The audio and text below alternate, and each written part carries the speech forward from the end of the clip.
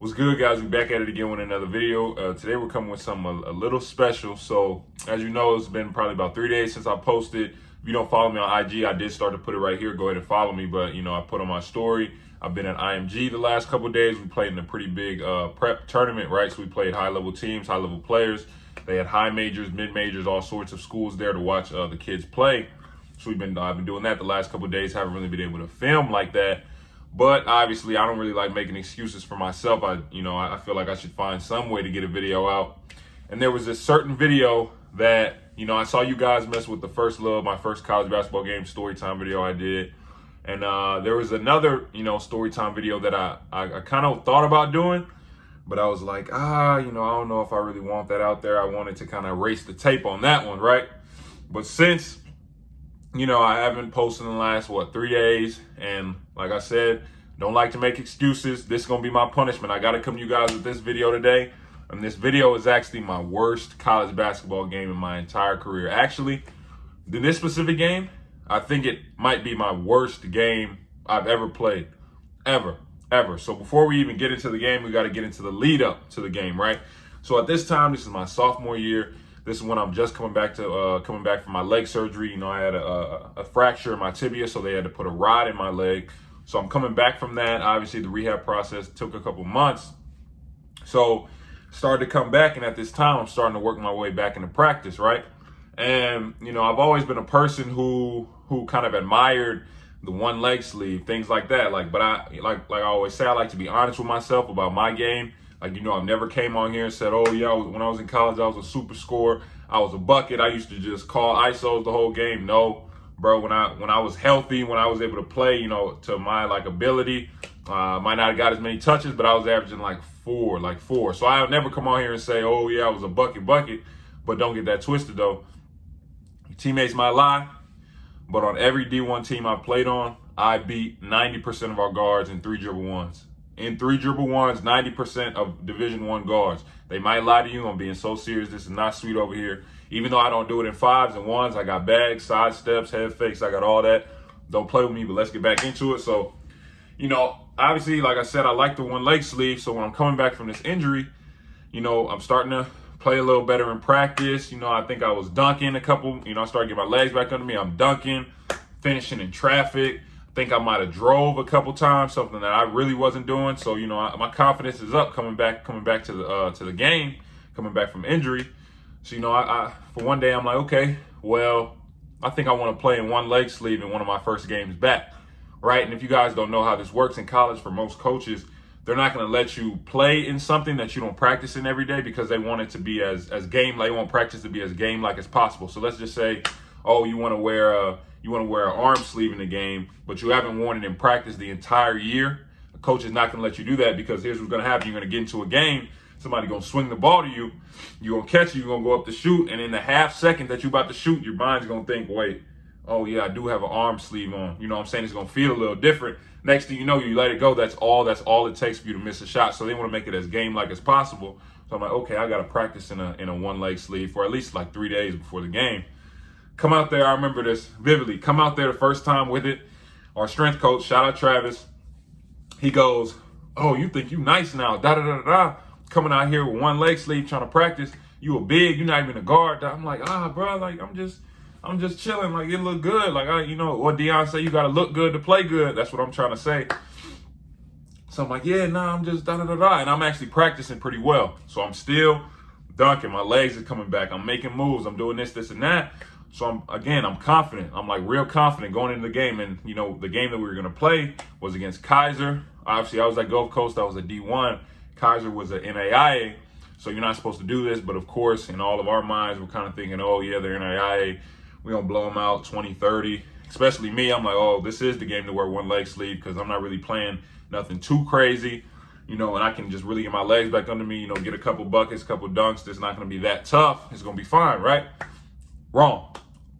So let's fast forward to the game. And this is where we're going to start to add in the footage. I know you guys liked how I did it with the first game, so we're going to do it here too. I'm going to talk you through it while I'm also showing you the clips, right? So game started. I'm in warm-ups. I'm dunking. I'm head above the rim. I'm head above the rim. Don't listen to the hype. People, my entire career, I was a above the rim player. If you don't believe me, just look right here. I got GIFs. If that don't convince you, look right here. I got more GIFs. Like, what do you want to see? Like, I was an above the rim player. So like I said, I thought I had my legs under me. But one thing I just didn't click. Practice speed. It shouldn't be that much of a difference, but practice speed and game speed, actual live game, two different things. So let's get into it. So I get in the game. Obviously I didn't start, but I get into the game, go up and down a couple times. All of a sudden, wait. Maybe I'm not in as great a shape that I thought I was in. Like my legs starting to hurt. Oh wait, my lungs burning.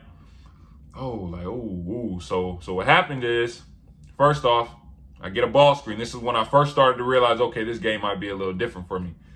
I get the ball screen. I set the ball screen. I roll. Obviously, as you can see right here, I'm showing the clip to you guys. I don't catch it clean. I try and put it down. Somebody comes over. Obviously, I took the ball off the ground. I try and go up, swat it off the glass. And for me, like I said, I've always been an above the rim big.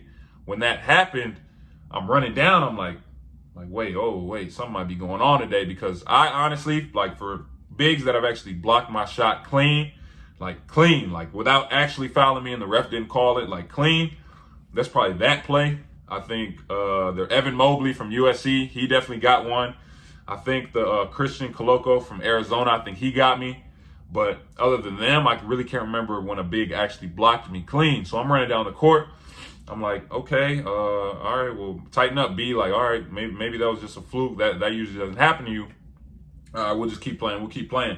So, as I said in the beginning, we're playing Kaiser. So I'm thinking, oh, this is NAIA. I can take it for granted. I showed you guys a couple of these clips early on in the channel when I was talking to you about closing out. So I'm going to show you this. So we get back on the defensive end. The big that I'm playing is 6'10". He has great size, but, I think he was at a D1 before. But of course, he's at Kaiser now, so I'm still looking at it like, yeah, I don't really have to worry about him. And like, as you can see here on this clip, when I play defense, post defense, I just let you catch it, because I'm a post defender. You're not scoring on me. I know you're not going to score on me because I'm a shot blocker and I know how to guard. So I usually just let everybody catch it, and we just going to play one. So you're going to see, and I'm going to see what you got. So when this man at 6'10" takes one dribble to the middle, because I know he's not going to body me up. So I'm like, all right, what are you about to do? Step back, fade away. Bang. And I'm like, I've told you guys this before. I'm like, I'm running back down from that. I'm like, hold on, like what? Like what? Did he just hit that? So I'm all right, yeah, bro. Like, all right, at this point, I just got blocked by him. Then he made a mid-range step back over me, over my hand. So I'm running back. I'm like, all right, well, something actually might be going on. Like, what's up? Come back down on defense. Obviously, I'm like, all right, that first one was a fluke. Like, that's luck. He get it at the 3-point line. And I said it in an early video. Our scout for that game on him was, he's an inside, like, he's more of an inside scorer. He's not really, he might shoot it, but he's not a great shooter. Like, he's not going to do much other than score in the paint. So I'm trying to play back. That's why I thought that was a fluke, the first one. Try and play back on him, as you can see here. This man sidestep 3 right in my face. And at this point, I kind of look at the bench. I look back at the bench. I'm like, y'all told me he couldn't shoot. Like, what? Like, wait, I'm getting embarrassed right now. Like, he really cooking me, and that doesn't happen to me. So now I'm looking at the bench like, okay, like, all right, I see what's going on today. Like, all right, you got to wake up, because it's starting to look bad. Like, this is starting to get a little embarrassing for you. All right, I try to hype myself back up. A couple more plays go by. Go back down on offense. And this play right here that I'm about to show you guys. This is the reason why I didn't want to come with this video. This is probably my worst play ever that I've ever made, that it hurts me to actually see. So just the fact that I'm coming with this video is shocking to me, right? So get the ball, right block, as you can see here. And everyone freezes. If you're a big, you understand when you get it on the block and you have no more dribbles, like, and everybody's freezing, nobody's cutting. All of a sudden, like, it's like, all right, well, I got to figure out where to go with the ball, because everybody's denying all my teammates and no one's moving, no one's cutting. So in my head, I can see the shot clock on the other end, but for some reason in my head, time is moving like this. So I'm like, I got to get this ball out. Nobody's moving. All right, I got my guard, my point guard. He's 6'4" and he can jump. Ricardo.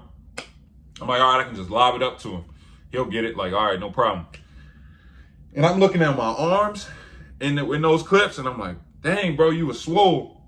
You about to see, like, yeah, I was swole. I try and throw it to this man. I threw it all the way to the other side of the court. To the other side of the court. Craziest thing I've ever done on a basketball court before. And when I did that, obviously, instantly after getting scored on twice, fade away, then the sidestep three in my face, then I got my shot blocked. Then I did that. I went to go sit down. I got taken out right away. And I ain't even contested. I'm like, all right, yeah. I wanted to come out. I'm like, yeah, obviously, I wasn't ready to play today. Come put somebody else in. Like, this is crazy. And I'm sitting on the bench. First thing I said to myself, you're never wearing a one leg sleeve again. Ever in your entire career, because they put me back in the second half. And, you know, I think I missed another layup, got like 3 seconds, something like that. I was just completely out of it from that point, because I'm like, bro, you really just did all that in a game. This is one of your first games back. Like, and this is supposed to be an NAI, and you can't do nothing against them. So from that point on, like I just said, I was like, bro, you will never wear one leg sleeve again. I haven't. I did it at LA Fitness a couple weeks ago. I was getting off, but in the actual game, never again. I had to come with this video for you guys because, you know, I'm big on confidence. And, you know, when you have bad games, like I said, I get DMs all the time from you guys. You have a bad game here, bad game there. You feel like you want to quit. You feel like you're embarrassed. I promise you, whatever you did, it didn't look like that. It didn't look like throwing it. I'll show it to you guys one more time. It didn't look like throwing the ball to the other side of the court. And I kept playing. I played my games after that. I ended up getting my legs back under me, started getting back into it. But that's why I tell you guys, trust me, you might make an embarrassing play. You might airball this. You might do this, and that. Trust me, I've probably done something more embarrassing, and I'm still pushing. I'm still kicking. This is why I tell you guys, just keep going, keep trying to get better. Like, you're going to make plays, you're going to make bad plays, things like that. But the most important thing is to keep working, keep pushing. Like, share, subscribe, turn on post notifications. Appreciate you guys watching. Remember, if you want the one-on-one instruction, the kind of evaluation, I am going to be doing a website update over the next week because I'm going to start to add in. I'm actually going to be able to help you guys if you don't know, okay, what level I'm looking to be projected at, whether it be D1, D2, and AI. I can help you guys out with that. We're going to do that on the website. Like I said, appreciate you guys watching. I'll see you next time with the next video.